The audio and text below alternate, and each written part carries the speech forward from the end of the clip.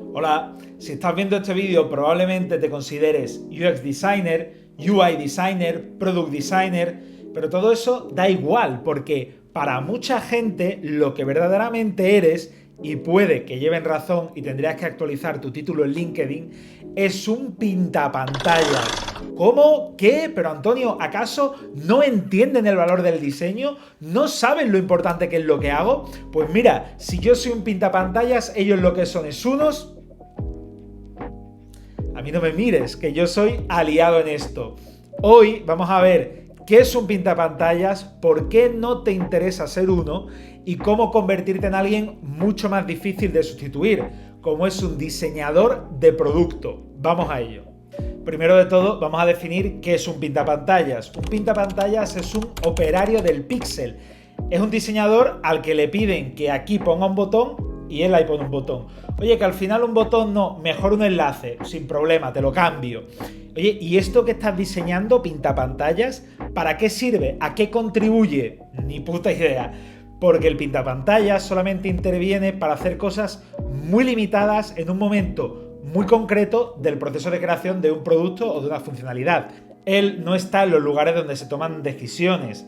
De hecho, ni saben muy bien cuáles son esos lugares donde se toman las decisiones, o incluso quiénes son los que toman esas decisiones, porque normalmente mientras que product managers y developers se están reuniendo, él está ahí un poco prácticamente marginado, ajustando ese auto layout, tirando ese componente. Él se queda esperando a que llegue su momento, el gran momento, el momento en el que hay que abrir Figma, porque para eso al menos sí que confían en el pintapantallas.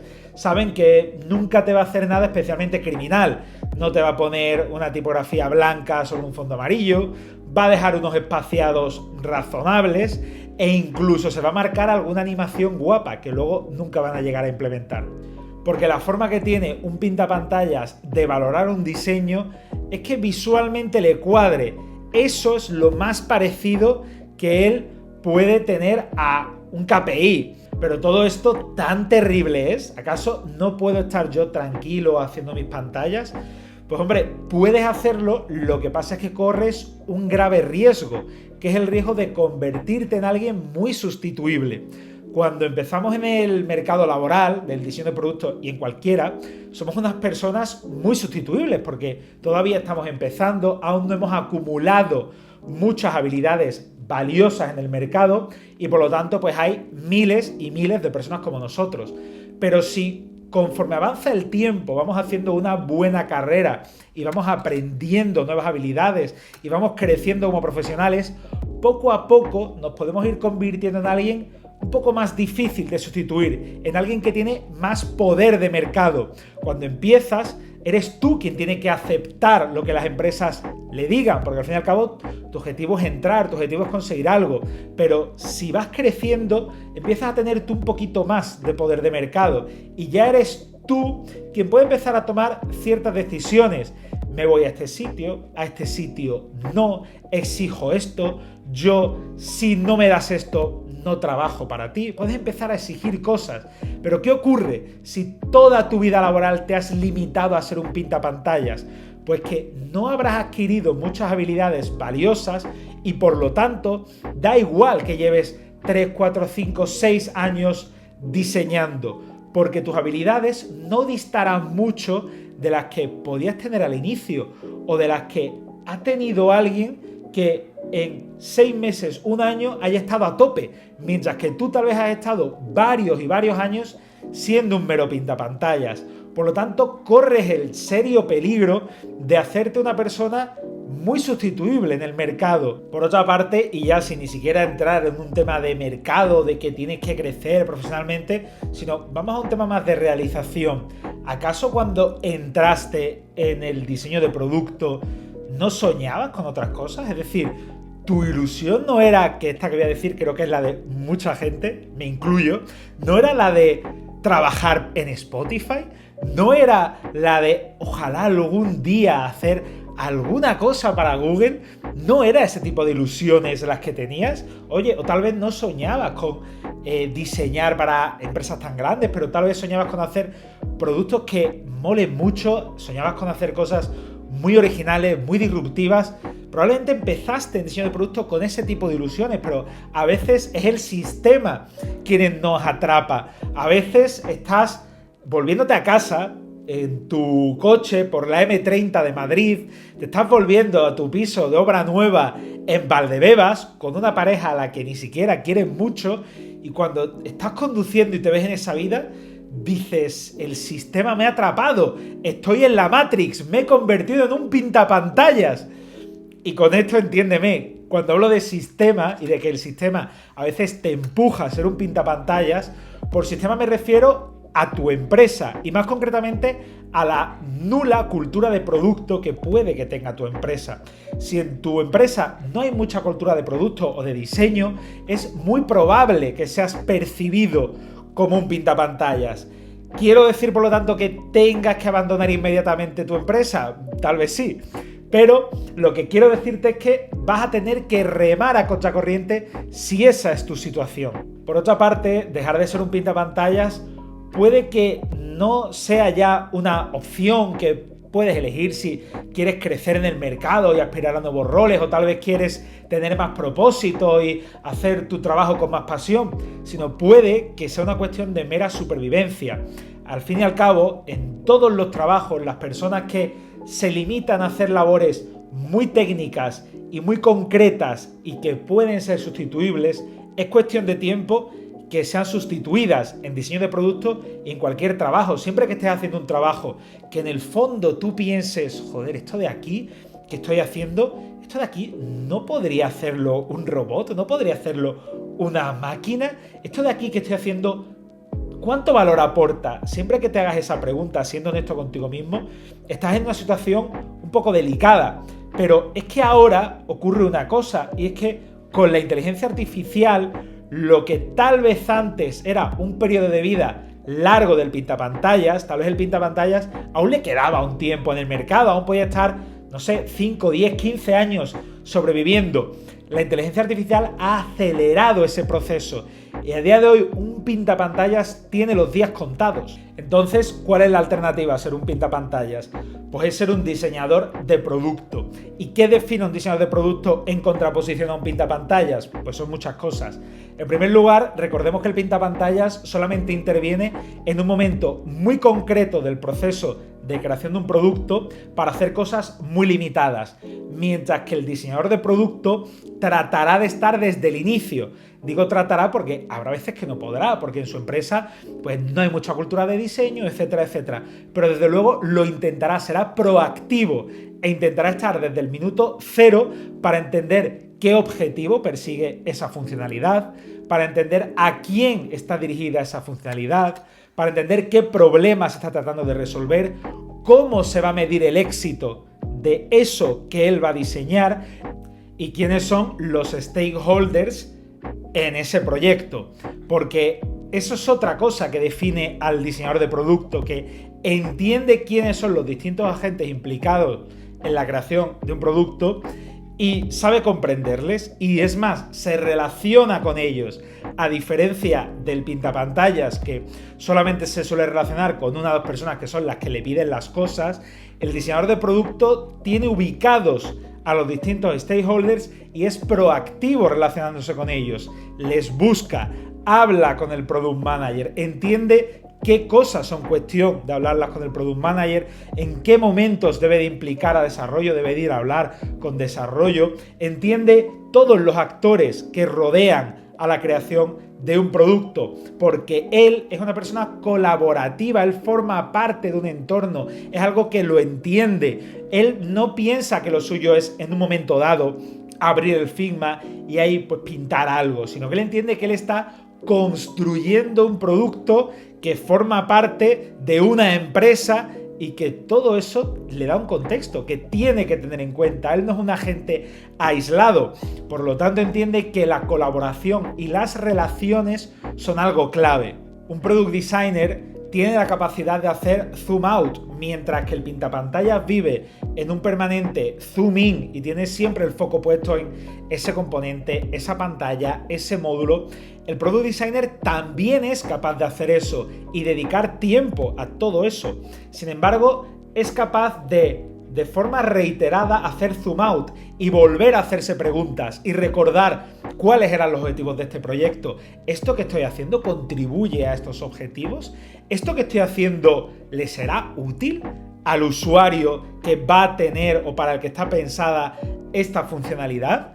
¿Esto que estoy haciendo se va a poder desarrollar? ¿O es tal vez algo que yo estoy aquí diseñando en Figma, pero luego no encaja con la arquitectura tecnológica que tenemos, por ejemplo? No digo que el Product Designer vaya a tener la respuesta a esa pregunta, pero sí va a saber a quién puede hacerle la pregunta y cuándo va a tener que hacerla. Y va a coger y de forma proactiva va a ponerse en contacto con esa persona, le va a escribir, se lo va a preguntar, mientras que el pintapantallas probablemente no va a pensar en ningún momento en este tipo de cosas.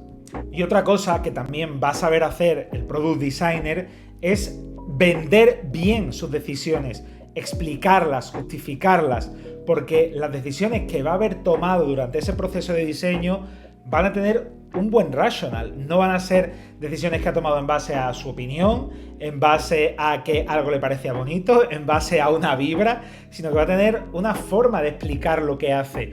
Desde, ojo, pues esto de aquí es que sigue cierto estándar de uso, hasta algo como que lo hemos probado con usuarios, lo hemos testeado, hemos hecho A/B testing, o sea, va a tener una forma de justificar sus decisiones. Y esto me lleva a otra habilidad del diseñador de producto, y es que sabe qué idioma tiene que hablar con cada persona. Por ejemplo, si está reunido con un compañero que es UI designer, va a sentirse cómodo hablando de componentes, de librerías, etc. Pero si luego tiene una reunión con una persona que, por ejemplo, es responsable de marketing y además es, por ejemplo, una persona muy poco techie porque es responsable de marketing en una empresa muy corporate, muy offline, etc. Y pues esa persona no entiende mucho ya no de diseño, sino ni siquiera de tecnología, va a saber adaptar su discurso a él y va a saber darle lo que a esa persona le interesa, que desde luego no va a ser lo mismo que a su compañero diseñador UI. Como estarás viendo, el Product Designer es una persona que entiende que su misión no es hacer pantallas, sino que es construir un producto con todo lo que eso conlleva y que es capaz, de nuevo, de hacer zoom out de forma mucho más regular. Dicho todo esto, ¿cómo te conviertes en Product Designer? ¿Cómo dejas de ser esa profesión ya tan vilipendiada, tan criticada en este vídeo, que es el pintapantallas? Pues para ser un Product Designer, lo que tienes que hacer es cambiar la forma en la que trabajas, es empezar a aportar más, a hacer más, a ser más. Y lo bueno es que hay cosas que puedes hacer desde ya mismo. Estaría bien que te leyeses 20 libros sobre data, sobre negocio, que aprendieses a desarrollar. No estaría mal, lo veremos más adelante. Pero lo que puedes hacer ya mismo, desde mañana, es empezar a hacer más preguntas. Cuando te pidan algo, pregunta cuál es el objetivo que se persigue con esto, a qué KPI va a impactar, cómo se va a medir el éxito de esta solución. Eso puedes hacerlo desde mañana mismo. Y hay otra cosa que puedes hacer desde mañana mismo, además de empezar a preguntar, que es pararte a pensar por qué estás haciendo lo que estás haciendo. ¿Habría otras formas mejores de hacerlo? ¿Por qué serían mejores esas otras formas? Empieza a observar más a las otras personas de tu empresa. Empieza a escuchar de qué hablan, qué cosas les preocupan a esas personas e incluso hazte una imagen clara de quiénes conforman tu empresa, porque tal vez hasta ahora solamente habías tenido contacto con muy pocas personas que eran las que te pedían esas tareas. Trata de entender quién es quién, quiénes son las personas que están tomando decisiones sobre lo que luego tú vas a diseñar. De nuevo, tal vez por la cultura de producto que hay en tu empresa no vas a poder hacer todo lo que estoy diciendo. Antes te he dicho, oye, pregunta qué KPI persigue lo que estáis diseñando. A lo mejor no te lo van a saber responder, porque esto no va de convertirte en una persona distinta de la noche a la mañana. Esto es un proceso. Y probablemente no vas a poder hacer todo lo que se supone que hace un Product Designer, sino que en la medida de lo posible, cada vez vas a ir haciendo más.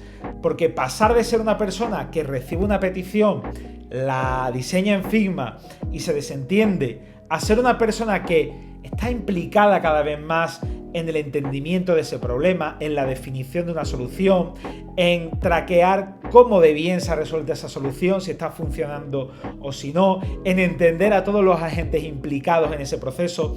Si te vas cada vez convirtiendo más en esa persona, cada vez vas a ser más difícilmente sustituible, como hablamos antes, porque te estarás convirtiendo en un diseñador de productos y te estarás alejando de tu anterior etapa, de tu etapa infame, que no querrás volver a recordar nunca más, igual que esa expareja tóxica o cuando hiciste el ridículo en las fiestas de tu pueblo, pues habrá una cosa más que nunca querrás volver a recordar, que es tu etapa como pintapantallas. Pero por suerte eso puede ser parte del pasado si cada vez, como decimos, aprendes a pensar de una forma más estratégica. Y sí, estaría perfecto que también aprendieses más de ciertas cosas, que por ejemplo empezases a sentirte cómodo hablando de algunas métricas de negocio, que por ejemplo entendieses qué es el CAC, el coste de adquisición de cliente, qué es el lifetime value, todo eso estaría muy bien. También, oye, pues que entendiesen más cuáles son las preocupaciones de los desarrolladores, que manejases algo de data, aunque sea saber qué datos están disponibles antes de empezar un proyecto. Todo eso estaría muy bien, pero eso es conocimiento que puedes ir adquiriendo leyendo, hablando con personas, viendo vídeos en YouTube, pero hay dos cosas que son las que te he comentado que puedes hacer ya, que es preguntar más y pararte a pensar más.